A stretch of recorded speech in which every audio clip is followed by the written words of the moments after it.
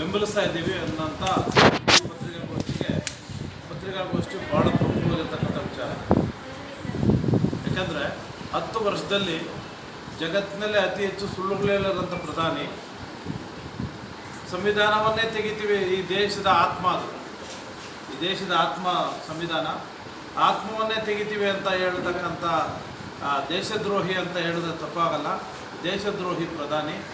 ಈ ದೇಶವನ್ನು ಉಳಿಸ್ತೀವಿ, ಯಾವುದೇ ತ್ಯಾಗಕ್ಕೂ ಸಿದ್ಧ ಅಂತ ಹೇಳ್ತಾ ಇರ್ತಕ್ಕಂಥ ಕಾಂಗ್ರೆಸ್ನ ಅಧ್ಯಕ್ಷರು ಮಲ್ಲಿಕಾರ್ಜುನ್ ಖರ್ಗೆ ಅವರು ಮತ್ತು ಅವರ ಜೊತೆಲಿ ಕೆಲಸ ಇರ್ತಕ್ಕಂಥ ಕಾಂಗ್ರೆಸ್ ಪಕ್ಷದಲ್ಲಿರ್ತಕ್ಕಂಥ ಎಲ್ಲ ಸಿದ್ದರಾಮಯ್ಯನವರಿಂದ ಹಿಡಿದು ಯಾವುದೇ ಸಂವಿಧಾನವನ್ನು ರಕ್ಷಿಸಲಿಕ್ಕೆ ಯಾವುದೇ ತ್ಯಾಗಕ್ಕೂ ಸಿದ್ಧ ಅಂತ ಹೇಳ್ತಾ ಇರ್ತಕ್ಕಂಥವ್ರು, ನಾವು ಸಂವಿಧಾನವನ್ನು ಯಾರು ರಕ್ಷಿಸ್ತಾರೋ ಅವ್ರಿಗೆ ನಾವು ಬೆಂಬಲಿಸ್ತಾ ಇದ್ದೀವಿ.